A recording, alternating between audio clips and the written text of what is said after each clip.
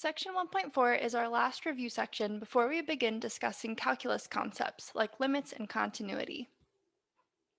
This section is a review of functions and the difference quotient. It is especially important because in just about every topic for this semester, we will be working with functions, function notation, and graphs of functions. Functions are an extremely important part of calculus and mathematics in general. More specifically, in this video, we will review what a function is, function notation, how to tell if a graph represents a function, and function evaluation. Then we will find difference quotients and review function composition.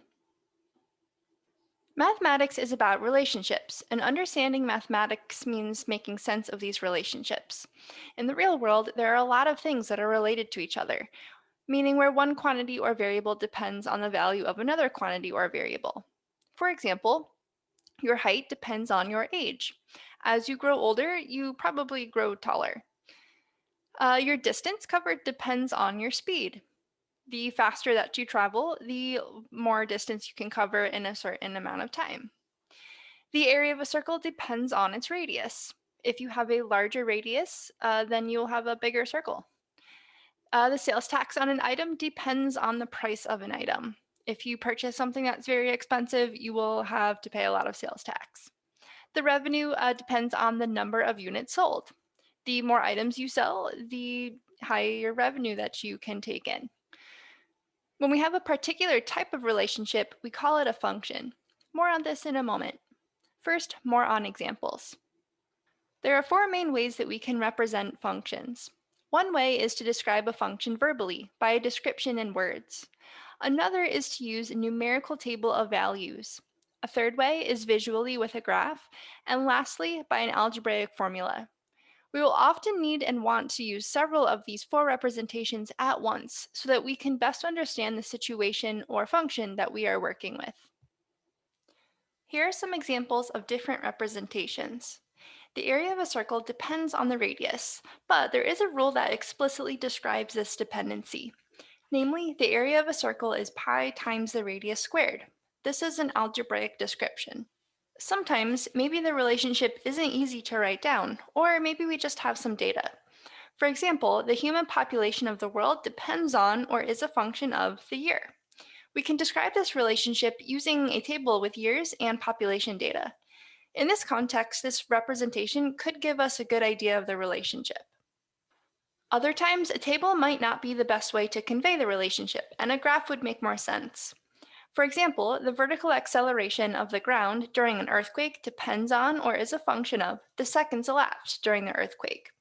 In this context, a graph gives us a good idea of the relationship.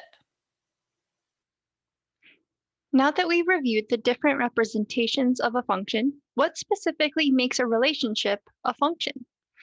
Not all relationships are functions, but if each value for the input variable is assigned to exactly one value for the output variable, then we have a function. We can think of a function like a machine. We put one thing into the machine and the machine gives us one thing out. If we put one thing into the machine and the machine gives us an option of two or more things, then we wouldn't call that a function. Maybe a vending machine would be a good analogy. You push a button for a drink or candy, and you get one item out, at least most of the time. Here's some vocabulary going along with functions.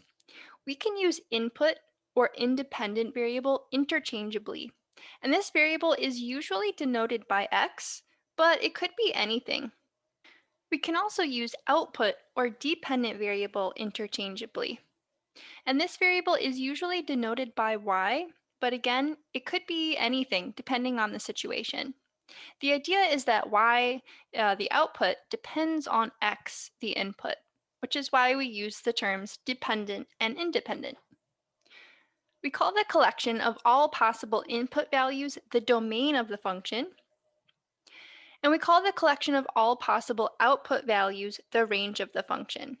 The idea is that you pick something from the domain, any possibility here.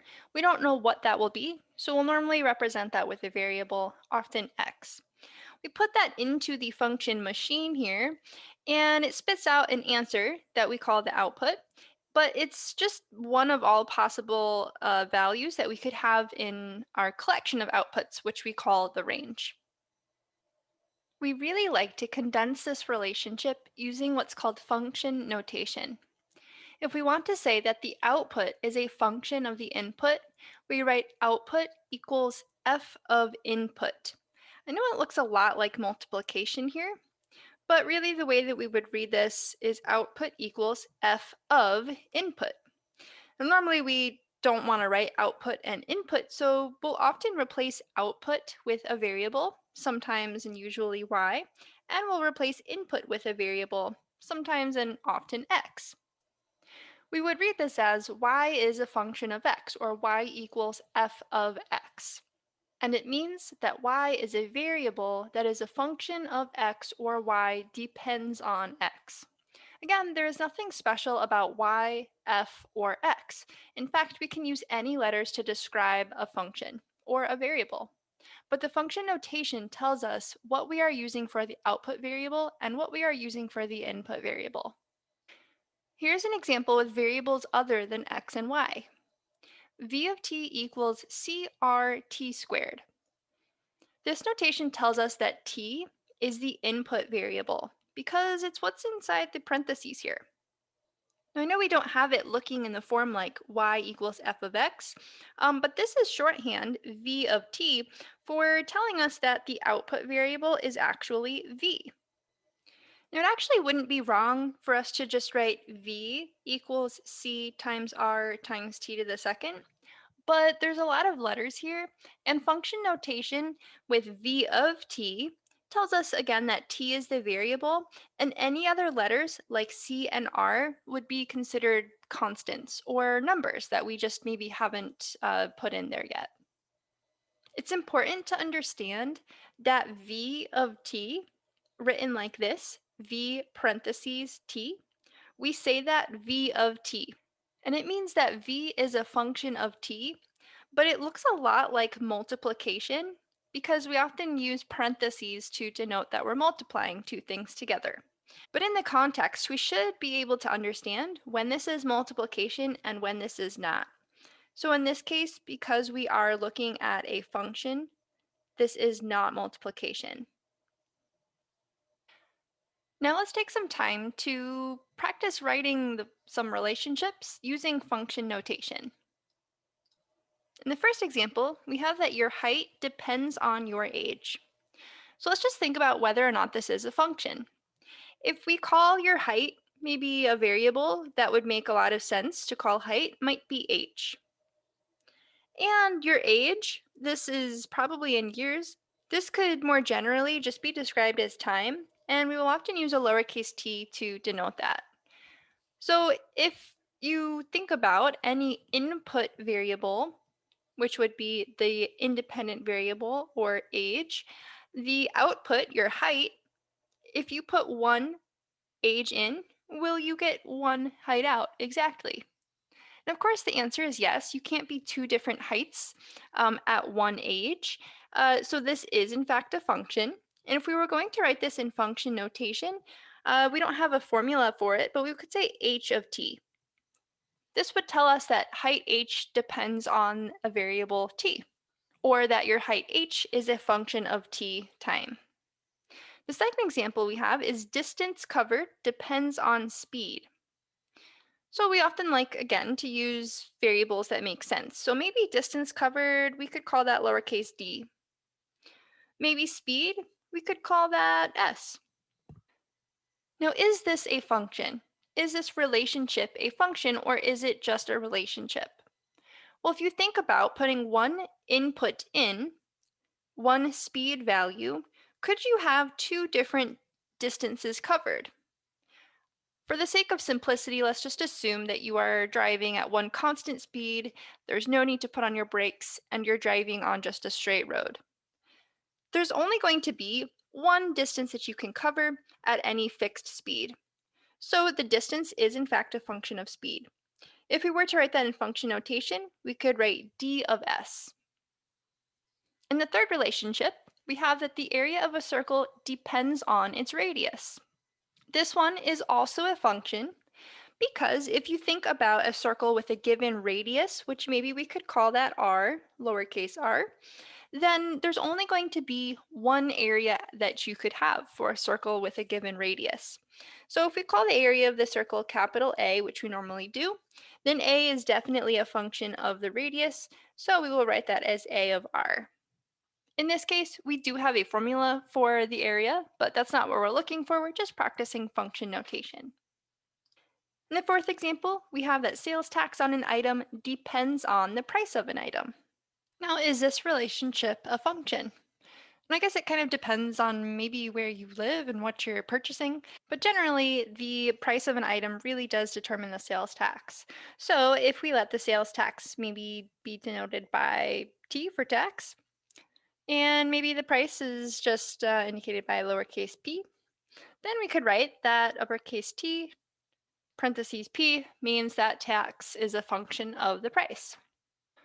Again, there might be a formula for this that we could write down, but that's not the point of this. We're just trying to condense this sentence here into mathematical notation. And this is saying a lot. This is saying this entire sentence to the left of it, except it's in a very short and condensed mathematical notation, and we love condensed notation in mathematics.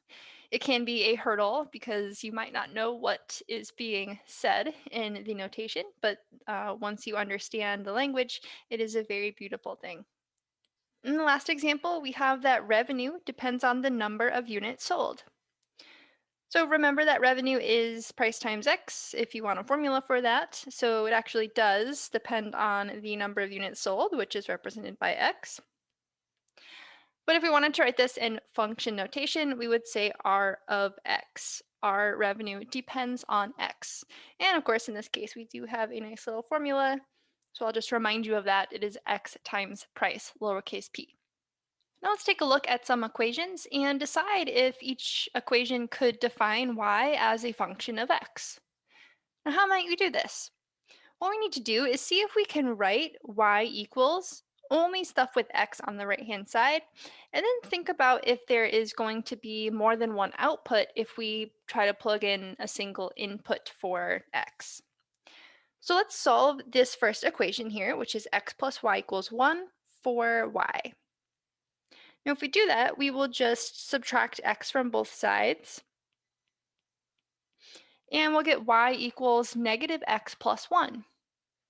Now, if we try to substitute in a single x value, like a number here for x, will we get one value out for y, or will we have to make a choice and maybe get two or more? Well, if you just think about plugging a number in, like 3, there's only one number that you could possibly get out. And that's true for every single number that you could plug in. So in this case, y is a function of x. If we wanted to write this in function notation, what we could say is instead of y, we could replace that with f of x. F of x equals x plus 1. Or y of x, if you like, but normally we stick with f of x for representing y. In example 2, we have x squared plus y squared equals 1. So here we have both variables squared. So if we try to solve this for y, first we might try to solve for y squared. So maybe we'll subtract x squared from both sides. Then to solve for y, we've got to undo this square here, so we will take the square root. Now when we apply the square root to something, we have to consider that when you square a positive or a negative value, you get the same thing out. So we have to take the plus and the negative version of the right-hand side with the root. So what that means is if you were to plug a single x value into the input here, now that we have this plus and minus, this is telling us that we're going to get two different answers out. So this one here is not a function. Y is not a function of x. Because again, we will get two outputs if you plug in one input. In example 2, we have x squared plus y is equal to 1. Okay, it looks very similar, but the squared is not on the y anymore. So if we try to solve this for y, we'll just again subtract x squared from both sides. And here we have this solved for y already. If we plug in a single x value into the equation here, we don't have to make any choice. You will get a single y value out. So in this case, again, y is a function of x. And if we wanted to write this in function notation, we could do that as well. That would look like f of x equals negative x squared plus 1. In the last example, we have x plus y squared equals 1. Now, if we try to solve this for x, the first thing I might do is subtract x from both sides. Then to get rid of the square, again, we've got to take the square root just like we did in example 2. And again, just like we did in example 2, what we have to do is take the positive and the negative root. Now, if that's kind of confusing you as like, why do we have to do that? Here's a really simple example. If you say that x squared is equal to 9, then you're looking for all the numbers x such that when you square them, you get 9 out. And you might solve this by taking the square root of both sides. So you would say x equals the square root of 9. And then you might even go ahead and say that this is equal to 3. But we also know that when you square negative 3, when you multiply it by itself, you get 9 out too. So that's why we have to take the plus and the minus when we apply the square root in order to solve an equation that has a square in it. So in this case, again, we have kind of two outputs because we'll have two options, positive and negative, if we plug in a single x value. So this one, just like example 2, is not a function of x.